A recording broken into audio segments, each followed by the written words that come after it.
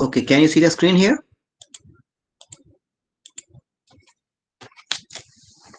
Yes, sir. Okay, so Yes. the router buffer sizing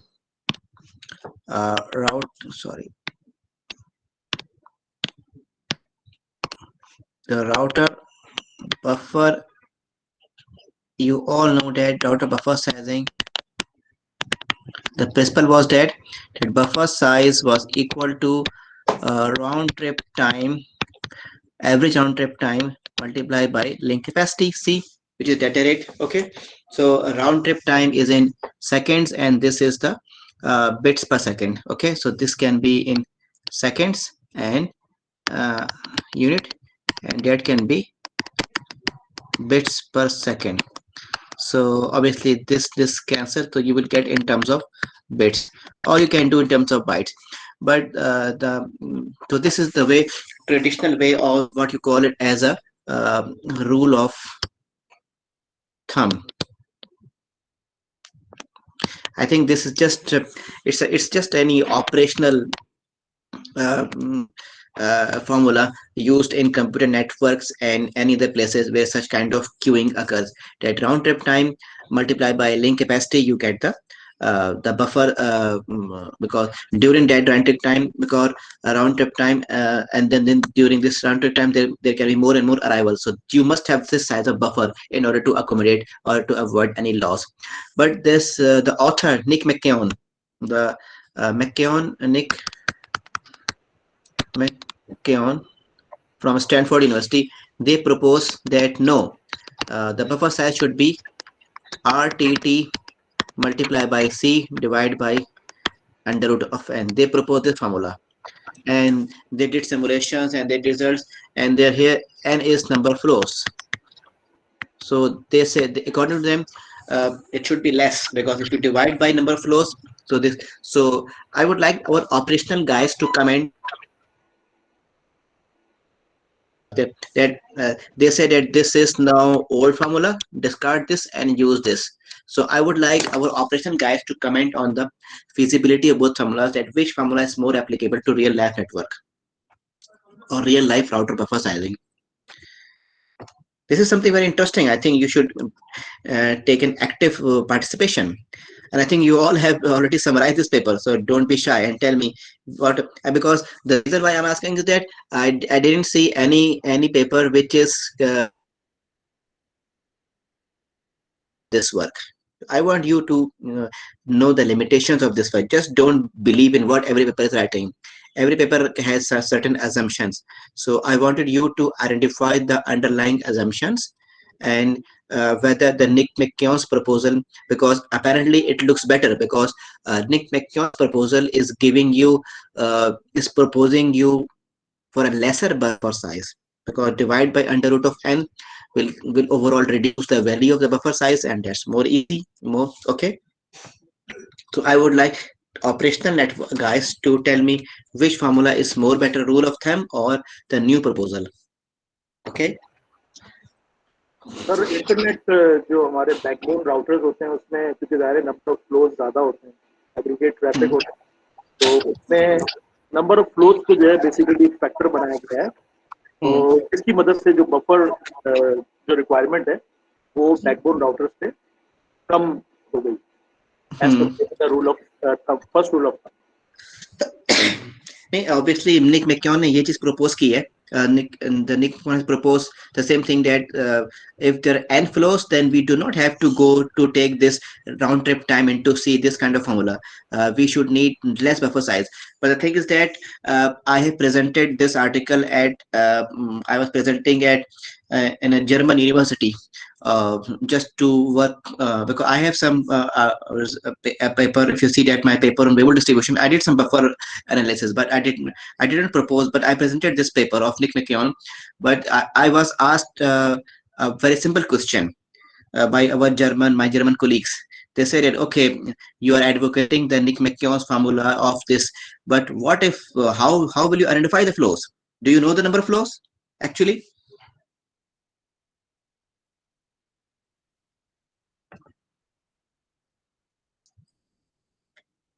My question is that, do you know the number number of of flows? हाँ कोई count data model apply कर रहा होगा जाहिर है जिसमें number of flows हम identify कर सकते appropriate I think first you need to, we cannot apply any count data model, but we need to know that what is the real time requirement of the buffer size. Because you see that the Nick McKeown showed that for long lived TCP connections, this formula is valid. Okay, so but the problem is that I was asked very simple question. I presented entire paper 2 to 3 years ago in Germany, and I presented all the results of this paper, and I tried to present my own work on this paper, but all of my presentation went into a chaos when I could not answer a simple question. How do you can a access network operator or a backbone core network operator, do they know the number of flows, and what are the challenges in identification of number of flows? Because before you apply the formula to design the buffer size, if you are not able to identify the required parameter, because here the required parameter is RTT and capacity. RTT is okay, average RTT is okay, and capacity is everybody knows your link capacity. But how to identify number of flows? What are the challenges in identification number of flows?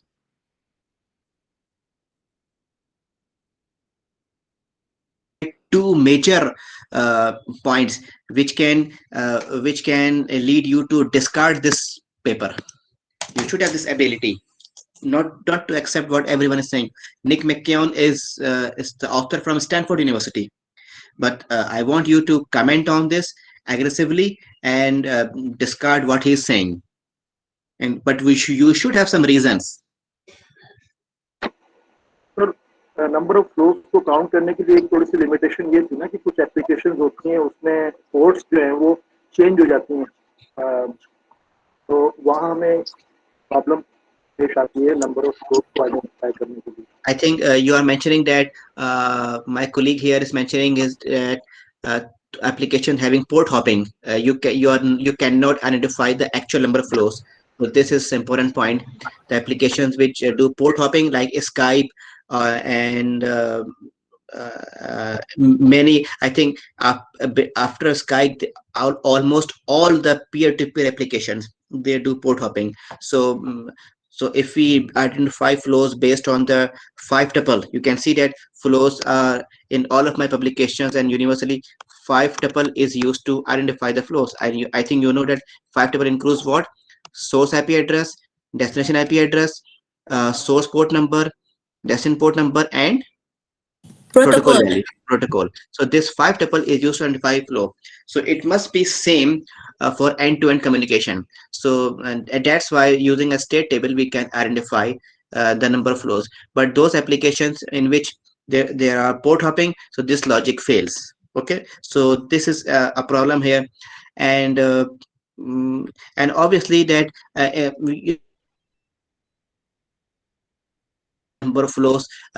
In an access network, this might be easy, but for a backbone core network, this is can be very difficult.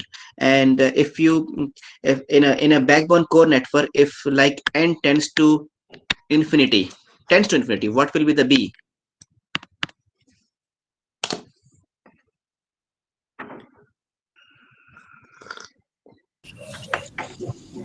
It will be 0. Zero. It will be zero. Okay, so if it is zero, it is zero. So then I think that having a buffer, I think our colleagues here more expert than me in operation network. So do you know a router with a zero buffer?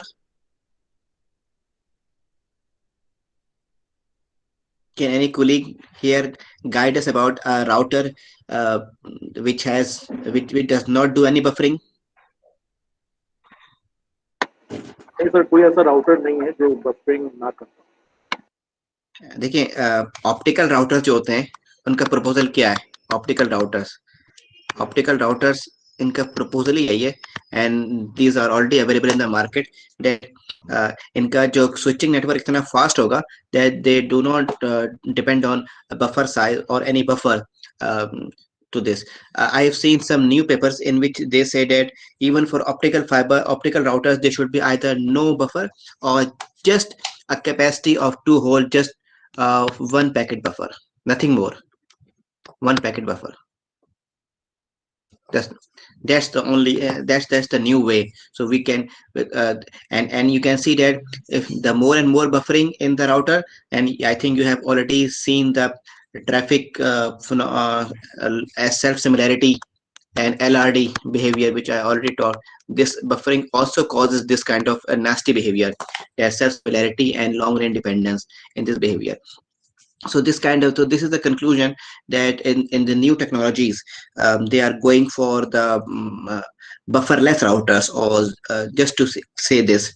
So again, the conclusion is that what I have studied till now from the literature is that for access network, uh, because in case of switches we cannot go for bufferless switches, because switches of buffering at their ports. So in case of switches, this formula may hold. Sorry, this let me call it like this. This formula is valid for the switching network, but not for the core network. And this formula, I think, this is for the access network. And this formula I would not propose anywhere, because the assumptions and the underlying assumptions are not valid.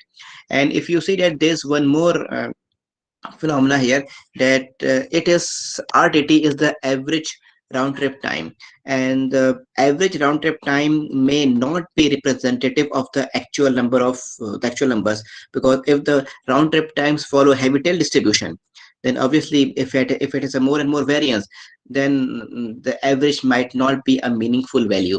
So therefore this formula, I would not advocate the formula by the Nick McKeown, although you might have noticed that the paper by Nick McKeown has been cited, I think, more than 1,000 times. But I'm advocating against this kind of paper because it has never been used in practice. This is just he has done in simulation, and also the Nick McKeown in his paper also ignored some real kind of network dynamics and underlying network noise and kind of thing. So the idea with you is never try to, when I say to summarize a paper, so think on the main logic of this paper. Like in this paper he says that, okay, this was the rule of thumb and I propose this. Okay, but summarization of a paper, I think that in annual exam, and I plan to give a paper in annual exam as well, that you may be required to summarize. I will share a paper, and then for that particular question you may have 20 minutes. So just see the main logic, summarize it, but also mention its limitations. Okay, so this is the way which I wanted, that nobody in your class was able to write down any limitation of a paper. So whenever you read a paper, try to summarize it. Please try to mention the limitation. Okay.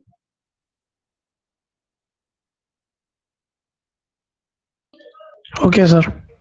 And any other comment on this router buffer sizing, or any of your remarks? Sir अभी क्या real world के अंदर क्या internet backbone routers क्या buffer less router होते हैं क्या? Obviously that's the main proposal is that the question is that in real network core backbone routers, what should be the buffer size? I think our colleagues here from operational network, they should able to comment, because they configure the buffer sizes. In access network there are more and more buffers, just like I have mentioned there. And I think that based on my own simulations and my own traffic analysis, because I do a lot of traffic analysis from the traffic traces, and I then compare with the buffer size of networks. So for access network, this rule of thumb, the round trip time into capacity, this is very good. This is very good, and this is very realistic formula actually, because round trip time is something we can really find out. Ping can give you round trip time, and there are various tools to find out round trip time.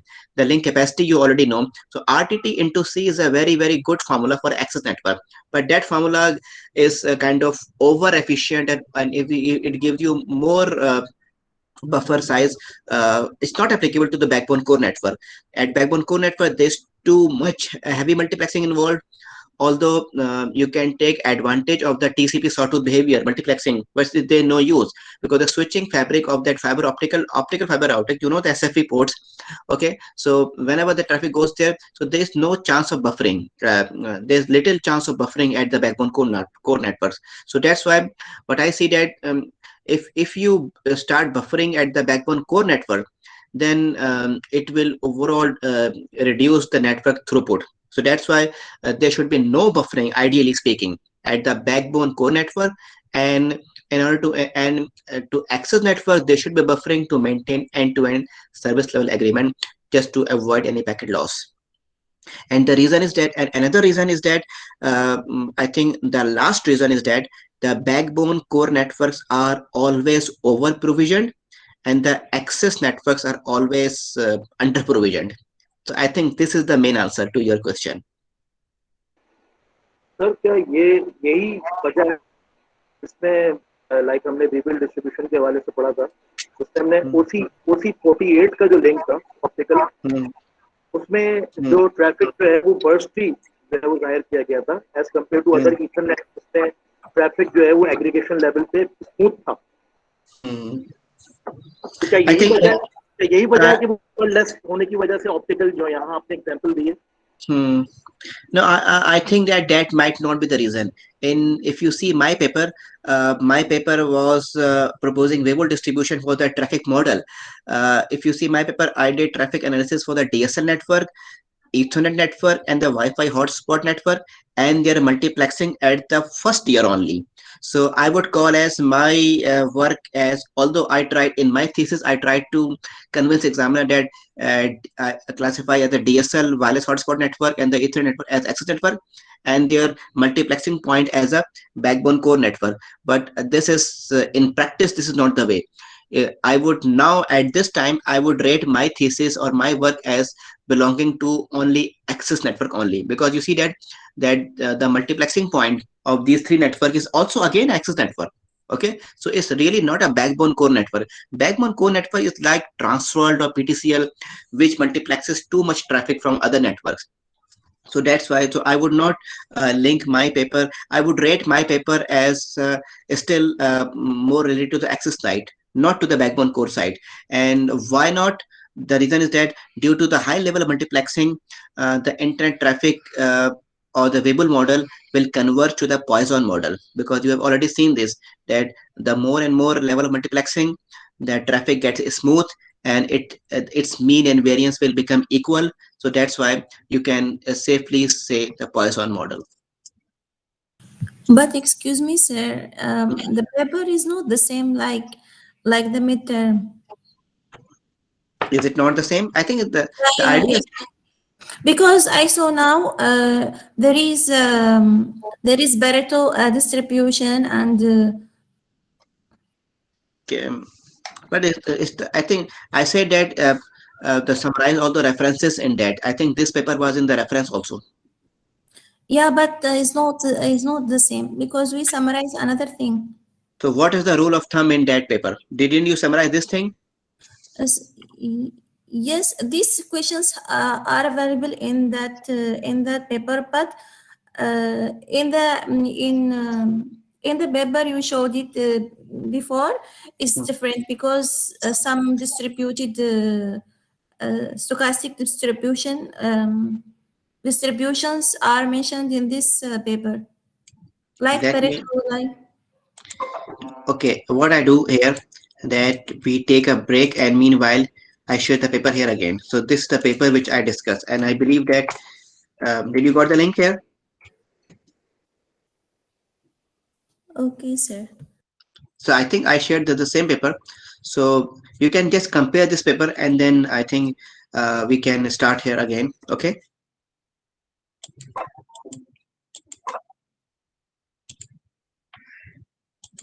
Okay. So just go through this paper, and then we can have a 20 minutes break, and then we can start again. Okay.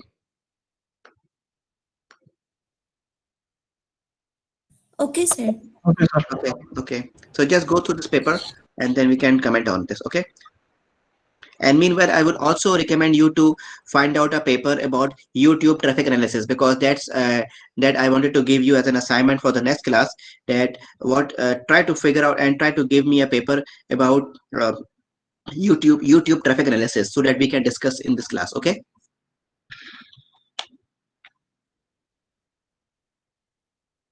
Okay. Thanks. We start in 20 minutes. Okay. Take it.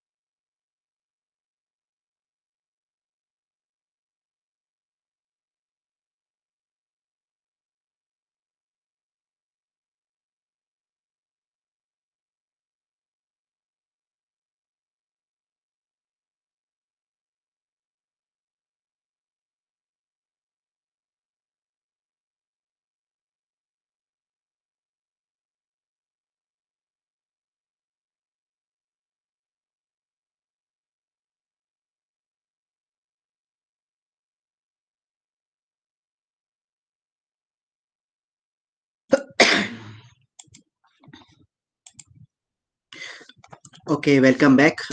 I hope my voice is clear.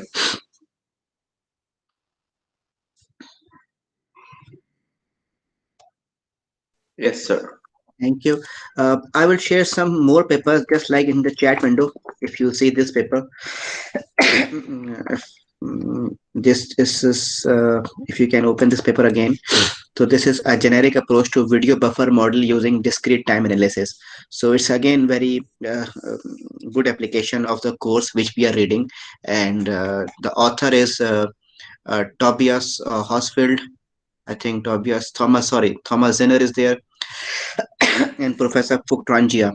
Professor Fuktrangia, he invited me to the Würzburg University in 2012, and a very good friend of mine is now Professor Emeritus, and he is basically Vietnamese but now is completely kind of German guy now.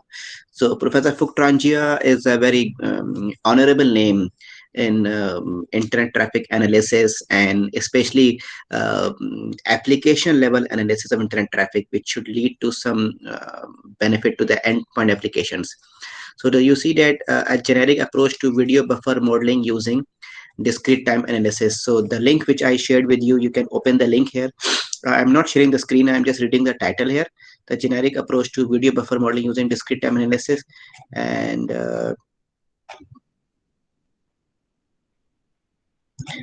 you can see some of the results there. And just don't read the entire paper. Just see the main results. So you will find it. I'm looking forward some. And you can see there's another paper by Professor Fuktrangia. I am copying the link here.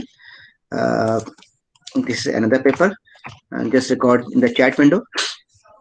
I've also shared this paper in the class stream, that another paper on the quality of service and the quality of experience based analysis. And I was looking for a paper by YouTube traffic analysis in the Fuktrangia's website. Let me find out again.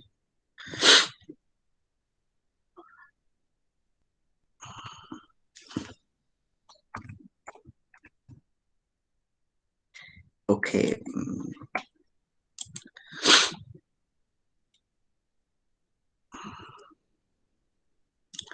So another paper, quantification of YouTube quality of experience. Let me share in the window. You can see this. I'm not sharing the link, the screen. Just see these papers. Okay. So this is again an interesting paper, quantification of YouTube qualitative experience via crowdsourcing, and you will also learn about the crowdsourcing type of ad hoc things in this paper. So I think this is not open access, but I will share you this open access in the class stream. I just looking forward some sharing some links. By the way, you can download this paper by using the Sci-Hub. The Sci-Hub is the a kind of illegal way to download all papers which are not open access. Okay, so coming back to the topic at hand, uh, just go through these papers, especially this paper. This link. I'm sharing it again uh, because this is related to the course at hand. This link, uh, I have shared it again. So this is about a generic approach to video buffer modeling using discrete time analysis. So just go through this paper. It's very interesting paper, and you will find it interesting how that video traffic and what is the dynamics of the stochastic processes inside a video stream, and how can the discrete time analysis can help to improve the quality of experience in case of the video traffic. So this paper you can I would share on the link, and it's open access, so you can, I've already shared the link 2 times, so you can go through it. So coming back to the topic at hand, please allow me to share the screen here. So it was just a summary. So uh, just remember that we will be summarizing some articles in this class later on. So just keep reading these articles, and I will share you this later on in the class stream. Let me share the entire screen here.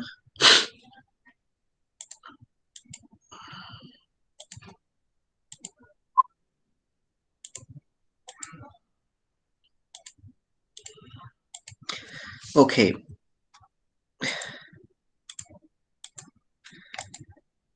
Can you see the screen?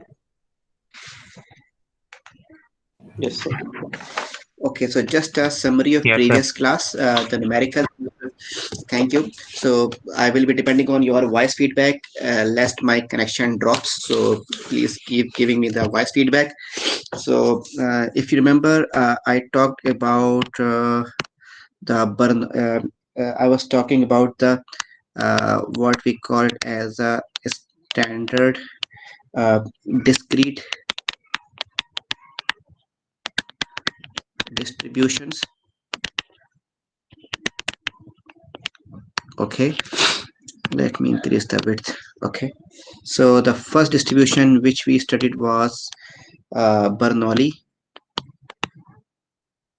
distribution, in which uh, P0 was probability of failure and P1 was probability of success. And it's just about the if the trials are or experiments are independent. So in this case, we can use it. So P0 probability of failure is equals to 1 minus probability of success. So this is the basic formula here. Okay. And the expected value of the Bernoulli random variable E of x is equals to P. Okay. The probability is, which small p is the probability of success. Okay. And variance of a Bernoulli random variable is equals to p into 1 minus p, and we have derived this mean and variance using the formulas which we studied in the previous class. And it's something very easy, nothing to worry about this. And the second discrete distribution which we studied was a bit more practical, and it was binomial distribution. So binomial distribution, if you remember, it was finding number of successes. Here it was just one trial. You do one trial, either it is success or it's a failure. One experiment, success chance is p, the failure chance will be 1 minus p. Okay, or equals to 1 minus p, because p1 is equals to p. So these are the mean and success. But what if we have a limited number of trials and we wanted to know, and these all of these trials are Bernoulli trials, and means they are independent of each other, because Bernoulli is just a new name or a synonym for independent trials. If the trials do not depend upon each other, then these trials are a Bernoulli trial. Just like if you toss a coin, if you throw a dice, so these trials are completely independent of each other. Tossing of coin has nothing to do with the previous toss. If you throw a dice, this has nothing to do with the previous dice throw. So all of these experiments which has nothing to do with their previous instance, they are called as Bernoulli experiment. And Bernoulli is just like a single trial.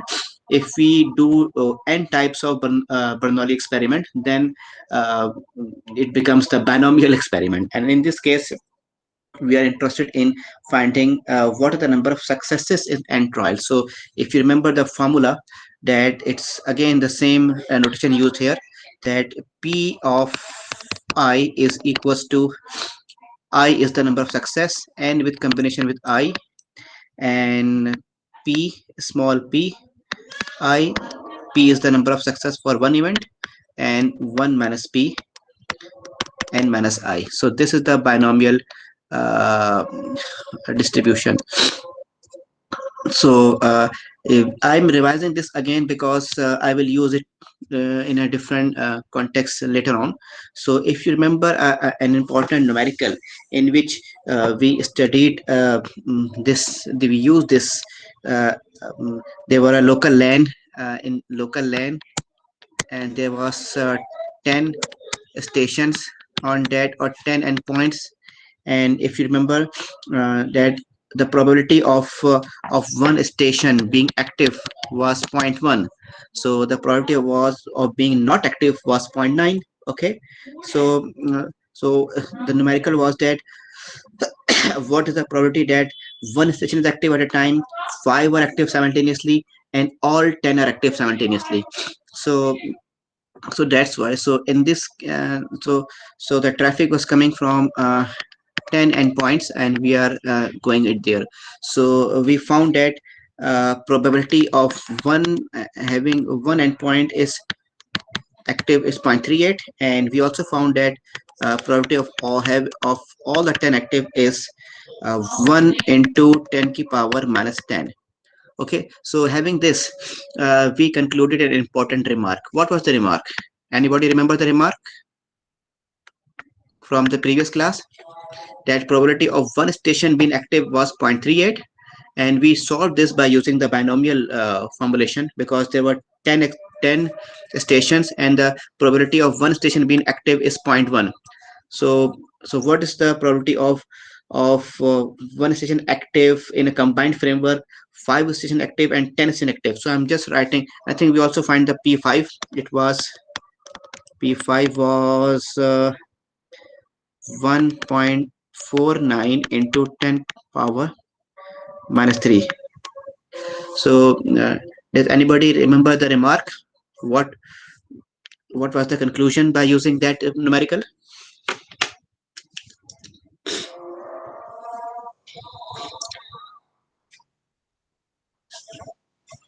Probability will be reduces as the number of stations are increases. Yes, as the number of stations are increasing, the probability of the simultaneously active object gets increases. But so that's the way. So, but the thing is that we found out a way which we call it as a multiplexing gain. I just so what was the multiplexing gain? If there are 10 stations or 100 stations in a LAN local network, and the probability of one station active is given, so the idea is that if we are going towards cumulative demand, the overall demand of an output link, and because all of these stations will be active, and then they will be sharing some link. So basically I'm talking about the formulation of the link capacity. So if it is the link capacity C, so if the demand here is L1, L2, L3, so is C is equals to L1 plus L2 plus L3? Is it true? Or plus Ln?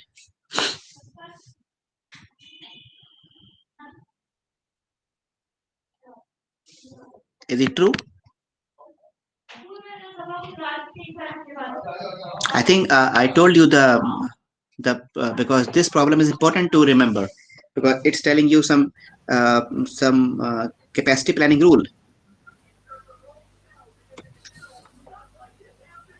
No, sir, it is not equal to. It is less Greater than. than or Not greater than, you should call it less than, because you see that if you remember the that total of links more than the capacity. that probability of 10 station, as you go towards more and more stations active at a time, the probability of is decreasing. So that's why in practice the capacity is sorry, this is less than.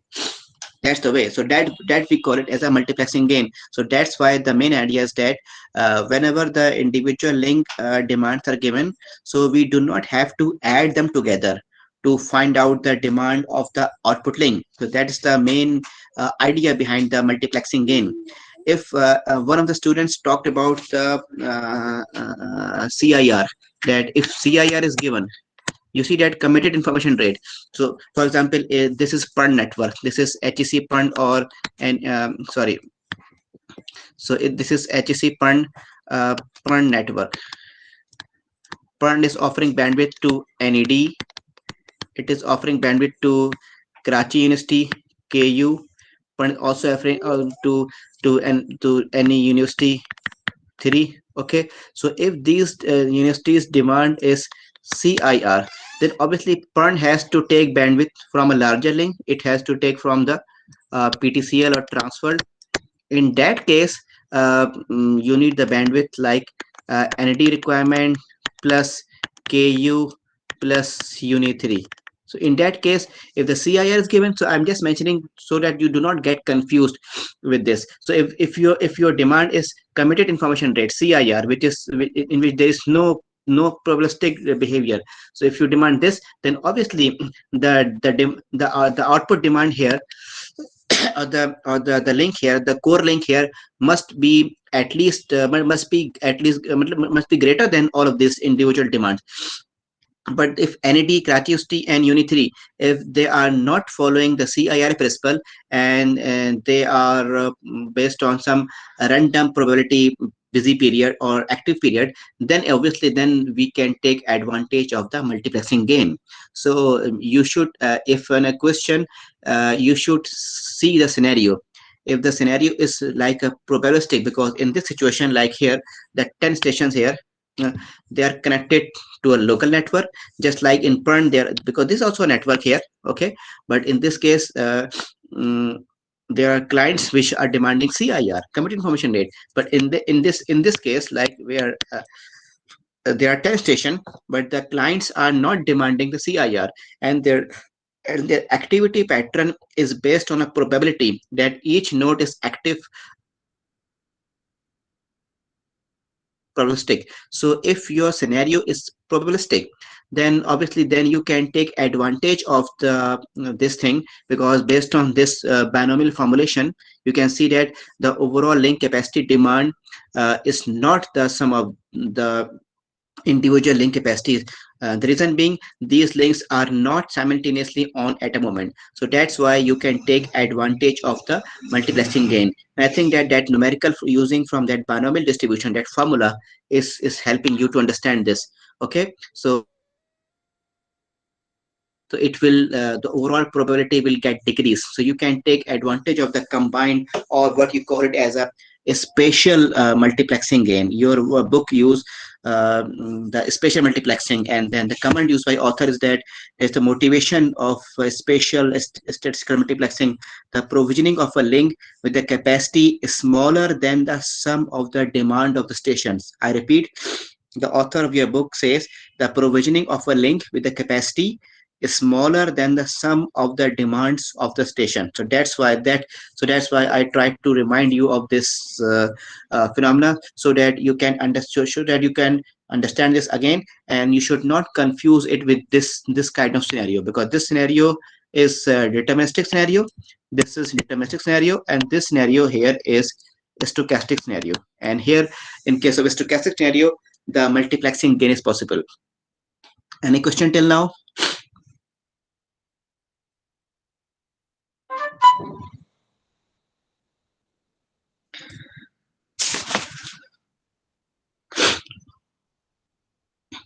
Is it okay?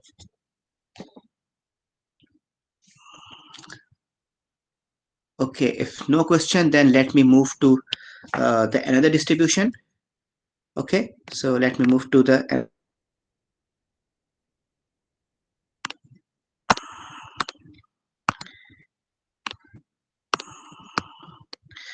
sorry, I have to restart this.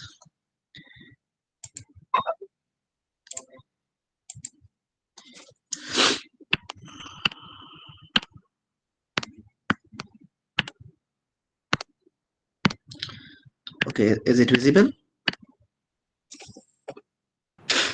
Yes, sir. Now the third distribution which I want to teach here is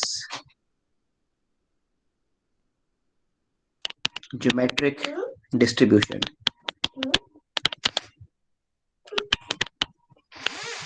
And the idea here is that because in case of Bernoulli distribution, what was the case? Sorry, in case of binomial distribution, you were given n trials, and then you were trying to find the number of success in n trials. In case of geometric distribution, you are not given the number n. You are just want to get the first success.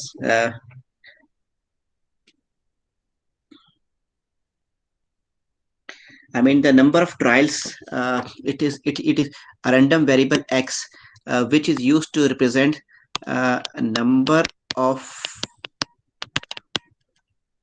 trials before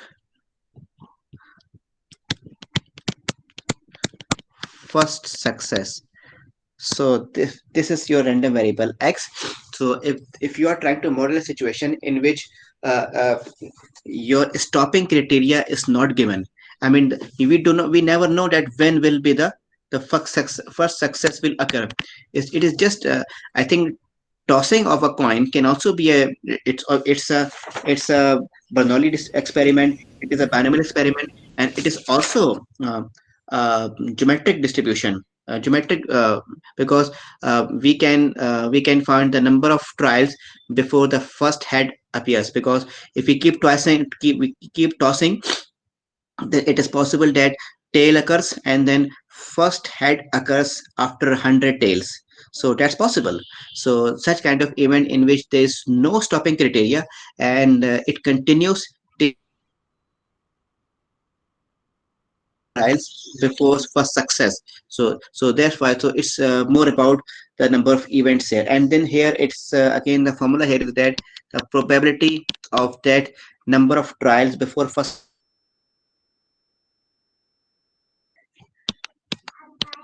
I minus 1. P is the probability of success of single experiment, and I is the number of experiment. So this is the way. So you should note down this formula, and now we should do the proper question here. The question here, I am using the example 30 here, and in which it is saying that consider a link which has a loss probability. There's a link which has a loss probability of 10%, and that packet losses are independent. Okay, so consider a link that has a loss probability of 10% and packet losses are independent. Okay, uh, suppose that when a packet gets lost, it is detected and the packet it retransmitted until it is received. So what is the probability that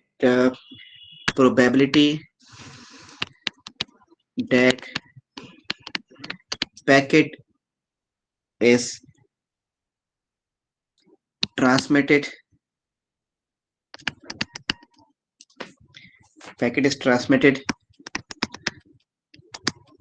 exactly 1, 2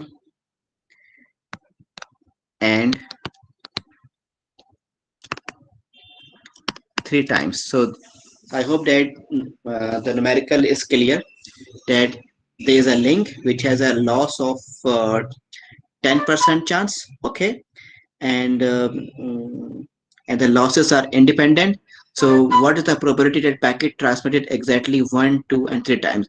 So can we, so for, you see that in such kind of problems you really need to get identify whether it is a Bernoulli experiment, whether this is a binomial experiment, or whether it is a geometric experiment. So in final examination, the only main problem which students face is that they are not able to identify the scenario and the applicable distribution. Okay, so now you need to understand this, that how can you justify that is it a Bernoulli experiment, geometric, or binomial experiment? So can this problem statement is telling you something? Okay,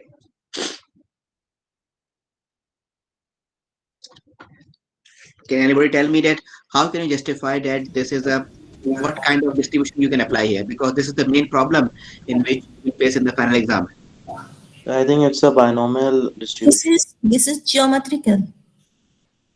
In case of binomial, if you remember the formula for the binomial, in case of binomial you are aware of the total number of experiments, and then you are interested in finding the number of successes in that much experiment. Yes, it's like, but no, there is no n here. You see, It's geometric. yes, so you need to understand it is actually a geometric problem, but again things that you need to be very clear that how to solve this. Okay, so if this is if there is a loss probability is 10%, so what is the success probability? 1 minus P. I think 0.9. 90%, or Yeah. we can call it P is equals to 0.9. Okay, so in this case it doesn't appear to be, you can see that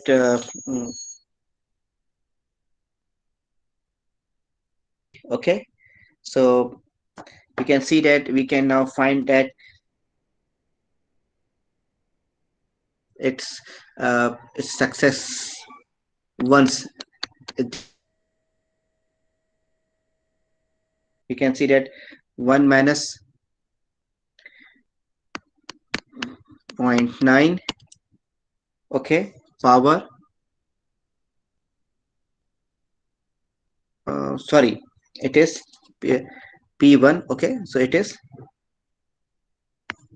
what should we call it as? We should solve it. What should be the P1? This is the formula here. 1 minus 1. You see that 0.9, 0.9, and then I is 1, 1 1 minus minus 1. So this is this one here, and this is this thing is this one here. Okay, is it clear? And what is now P2? the same, but 2 minus 1. The P2 power will be equals to 0.9. 1 minus 0.9, and then 2 minus 1. the probability that it will be transmitted exactly 3 times, it will be P3 is equals to, you see that P into 1 minus P, I am just using this formula, writing this P into 1 minus P I minus 1. Okay, so this is the 0.9, and then this will be equals to 3 minus 1. Okay,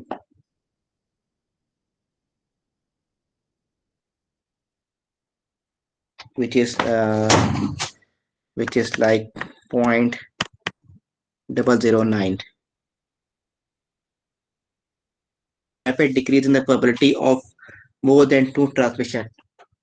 Okay, offset of 10%, then there's a rapid decrease in the probability of more than 2 transmission. Okay, so we should also note this.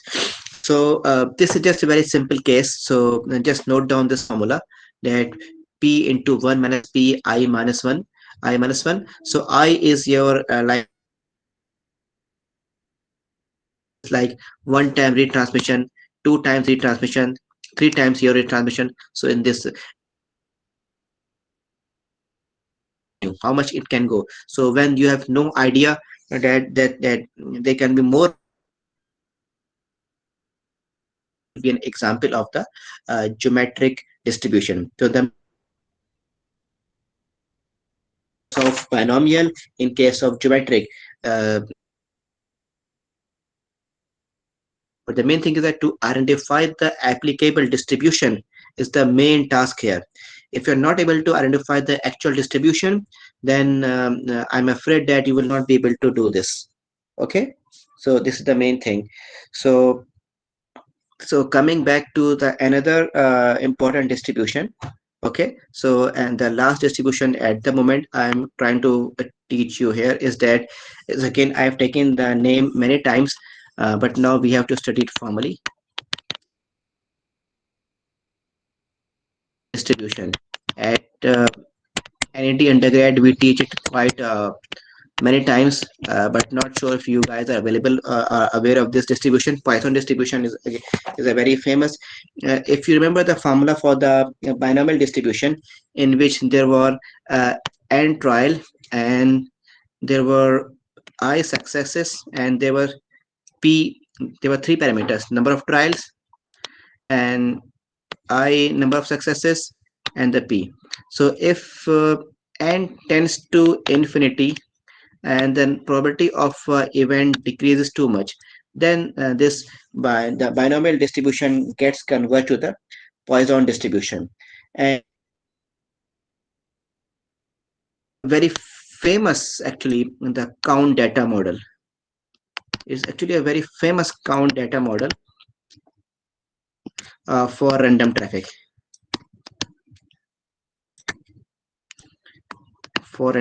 and it's most easiest, most tractable. So the main idea is that it is used to model the arrival of a packet or mm, um, at a router interface. So it's a discrete time variable capital X is it can it's used to model discrete values. So the number of packets per second or bytes data. So the idea is that probability equals to I is any count.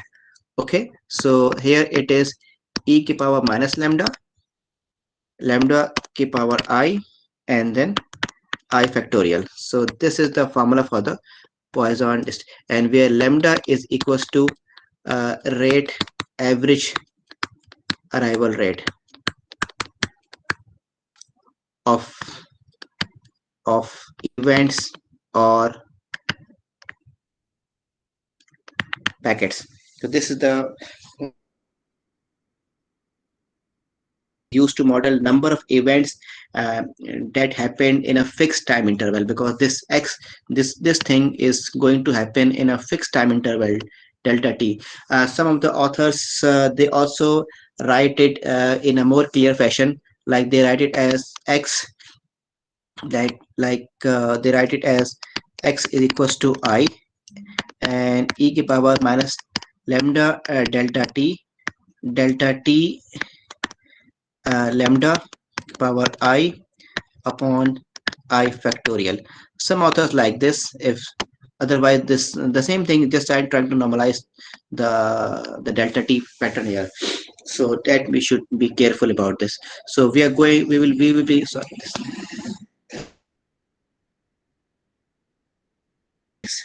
And in order to further illustrate. Okay, any question about this formula? I think many of you must have studied this formula before or not. तो basically ये inverse होता है ना exponential distribution पे. uh, we should uh, we should call it as a sister distribution. No, we should not call it as an x inverse. We should call it as a इसका जो its counterpart in continuous domain, its exponential distribution. So that I will illustrate soon, because at the moment that is the count data model, and exponential is the distribution belongs to the continuous data model. So both domains quite differ each other, because this is the count. This is for count data only, and exponential is the for interval. Already have done the exercise for finding the to extracting the count data from interval data. So in this case, exponential distribution has a beauty, and thanks for pointing this out. Exponential distribution has the beauty that if you generate data from the exponential distribution, the interval times from the exponential distribution, then the resulting count data will follow Poisson distribution. So that's the only beautiful relationship between two. So I am going to follow the just to illustrate the applicability of this formula. I'm going to just go through another numerical, which is again the example from your book. Consider a link that can consider a link that can receive traffic from 100 and 1000 endpoints. This is the there are 1000 endpoints. Okay, consider a link that can receive traffic from 1000 endpoints. Suppose each node transmits at a uniform rate of 0.001 packets per second. 0.001 packets per second is the transmission from the single node. What is the probability that we see at least one packet on the link during arbitrary 1 second interval? So it's asking you that what is the probability of seeing just one packet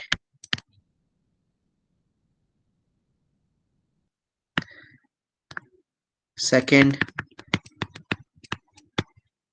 interval. So we need to find this.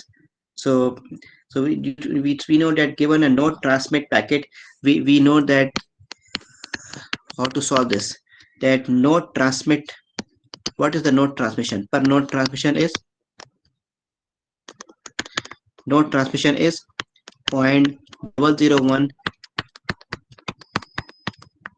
packet per second. Okay. So this is the probability P here. P is equals to, so how, based on this single node traffic, can we find lambda?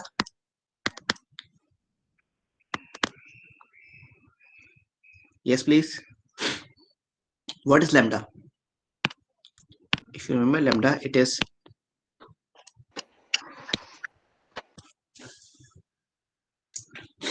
node transmission from a single node is, and there are 1,000 nodes and each node has a rate of 0.001 packet per second. So how can we find the cumulative lambda, cumulative or what we call it as a superposed arrival rate?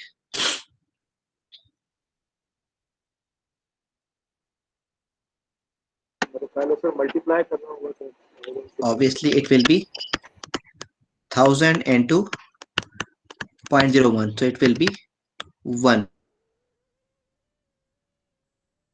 Okay, so so the thing is that the probability that we see at least one packet on the link should be equals to 1 minus probability no packet on the link. Okay, and you can see that now we can apply the Poisson formula is equals to e ki power minus lambda, lambda ki power I, and then I factorial. Okay, so you can see that here this is 1 minus e ki power minus 1, sorry, this is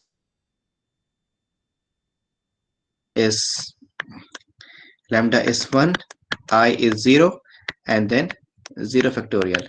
So this is probability of finding just one packet, and then you can see that it is actually quite close to the exponential formula. So here it is like 0.64. So it means that 64% chance that 64% chance that during of packet arrival during 1 second interval, and it means that we will see one or more packet, because the question is that what is that question that we should at least one packet. So that's why we did like this, that 1 minus p0, because p0 is that probability of no packet. So if we do because you might have argued that we should have done the apply formula like this, p1, but we are not applying the direct formula here. The question is that what is the probability that we see at least one packet. So this interpretation is important, that this is not the probability of one packet only, one packet. So it means that there can be 2 packet, there can be 3 packet, there can be 4 packet during that time interval. So you need to be fair. If I ask you the probability of exactly one packet, then obviously you can, what you will do? Can anybody tell me? What if I ask you to find the probability of exactly 2 packets on the link? What will you do? Exactly, I mean exactly. 1 minus m brackets. No. Probability of No, if in that case, what I'm emphasizing, you can apply this formula direct. of 2 buckets. Yes, But if just understand one thing, that if the question is such that it's asking you if you are specified the number of count, if I say find the probability of 2 packets, 3 packets, 4 okay, packets, but then you can you can easily apply this formula. You can just use, you just need to find lambda, average arrival rate, and finding lambda is very easy, just like we did here. We have 1,000 points. We multiply 1,000 point with the activity period of each one point. You and in many other cases lambda is already given. So if, and then you can use this formula. You can put I here and then e to the power minus lambda, lambda power I upon I factor. You can, but in this case, you should have asked me that why I use this, because you see, if you remember that I what I did, I did P0 first. What is P0? Probability of no packet. Okay, what is this? What is this thing? Let me clarify. What is this thing? Probability minus P0. It is complementary of CDF. No, you are right that probability of suck, but here it is something different. Probability of one P0 is probability of no packet. This is probability of no packet. Yeah, Okay, that means one packet, two packet, except yes. So if P0 is probability of no packet, I just wanted you to know that 1 minus P0 is it means that it is, you can see at least one packet. So this is the way forward. You should understand. This is, if I have asked you the probability of no packet, probability of one packet, probability of two packet, probability of three packet, then you can just directly apply this formula, like this formula here. You can apply this formula here and you can use it safely. But if you ask to do at least, okay, at least two packet, at least three packet, then obviously then you need to find out the probability of two packet and then do it 1 minus P2, just like we did here. We did because we were asked to compute the probability of at least one packet during this. This is actually, I should have write it here, clarified here.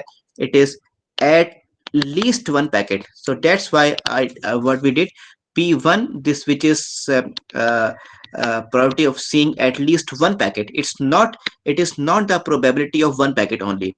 In probability numeric, in such kind of numericals, we should need to clarify the way which we are doing, otherwise examiner will get confused. Okay, so that's why they here P1 in this way, which where I have solved it. It is not the probability of one packet on the link at 1 second. It is the probability of at least one packet. So it means that this formula is valid for two packets, three packet, four packet, five packet. Okay, so what and how do we do find it? We found probability of no packet here, P0, and P0 is, in this case, I will be equal to 0, lambda is known, and you see that in Poisson experiment, you are just need the main parameter is lambda. If the lambda is given, you can compute the entire distribution of the counts. Okay, you put 0, you can put of all the count data using Poisson model. Only if you know the lambda, if you know the arrival rate, you can find the probability of any number of events. Okay, so Sir, that's why. Yes. I have a question. If Yeah. at least two packets, I will put 1 minus B0 plus B1 Hmm. and B2. Yes, that will be good. Like this, not You 1 minus B2. you can do 1 minus P2. You will find, you see that what will be that if you go do 1 minus P2, what you will get, because P2 is the probability of two packets, exact probability of two packet. Yeah. So if you do 1 minus P2, what you will get? You will get the probability that there will be B0, B1, not there will B3. be, no, if you do 1 minus P2, you will get the answer that there will be no in that interval there will be no two packets. I mean, there can be one packet or there can be three packet, four packet, five. You are excluding the chance of the only two. Here, Okay. if you get the P0 here, what, because P0 is the arrival of no packet. Okay, if you do 1 minus P0, then it is giving the indication that there can be one packet, there can be two packet, there can be three packet, because this Poisson is giving you the model here. The actual model here is this. This is giving you the probability of the exact count.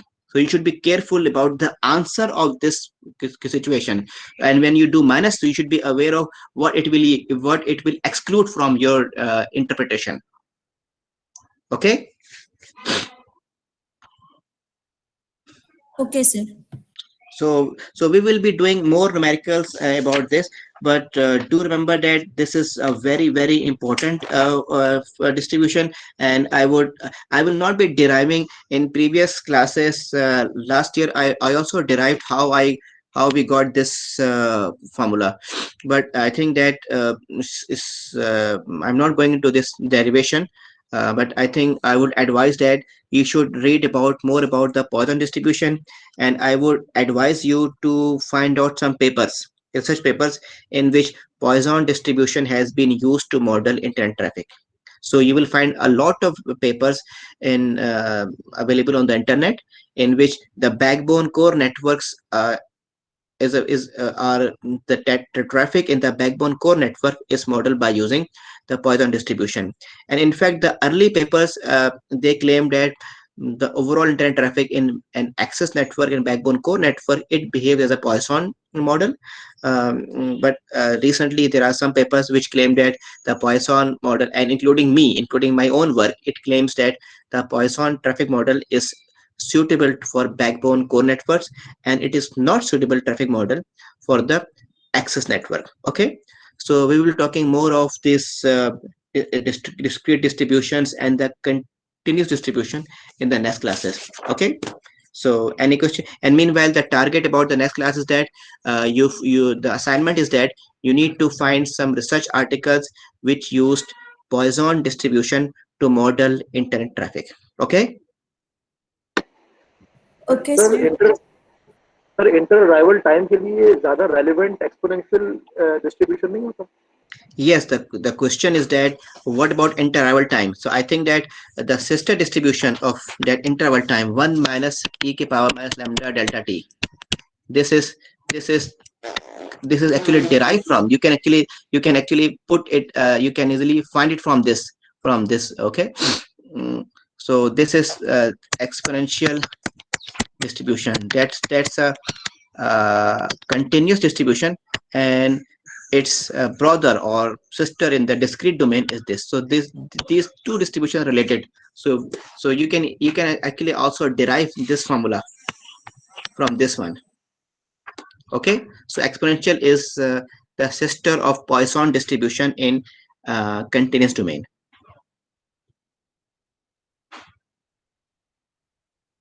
Okay, so this is our, in the next class I will be teaching more of exponential distribution, and then I will also you can also find it very interesting. Okay. Okay. And just to conclude the class, because I always keep talking of some research and keep disturbing you about my own activities. One of my PhD students is also working on a paper in which he is trying to investigate various kind of count data models, because there's Poisson, there is negative binomial, there's Mittag-Leffler, there's so many count data models. There's a Weibull count model also in which I work. So he's trying to compare the social network traffic from WhatsApp and Facebook, and trying to model that what kind of the statistical model fits to the social network traffic, so that regulators and providers can be confident, and or they can use to model such kind of traffic.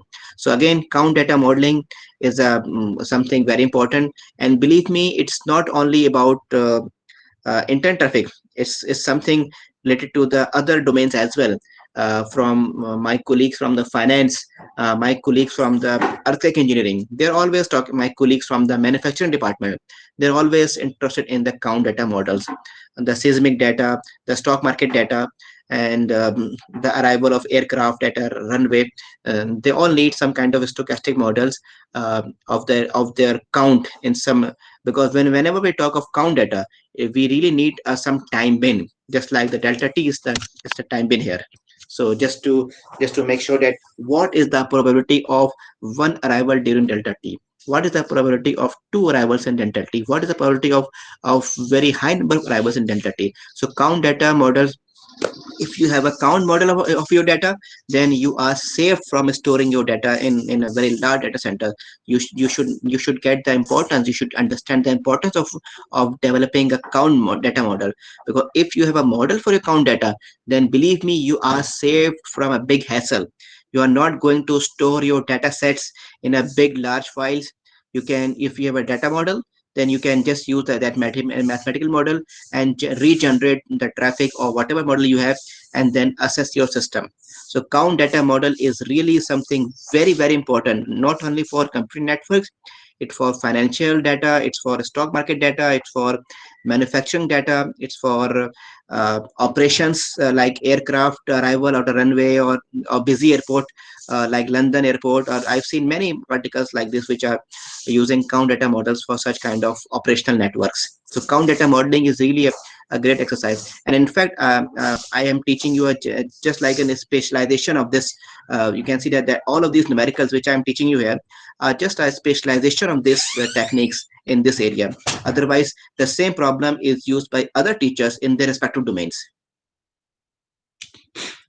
Okay, so so at the moment, my task to you is to study more about Poisson distribution and identify some of the research papers, and just tell me in the next class that how common the Poisson distribution is in modeling of the internet traffic. Okay. Okay, sir. Okay, thank you very much for your time. So I have to stop presenting, and attendance we've already taken.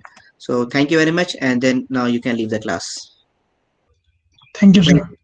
Thank you, sir. Okay, sir. Allah Hafiz. Thank you. Okay, sir. Allah Hafiz. Thank you.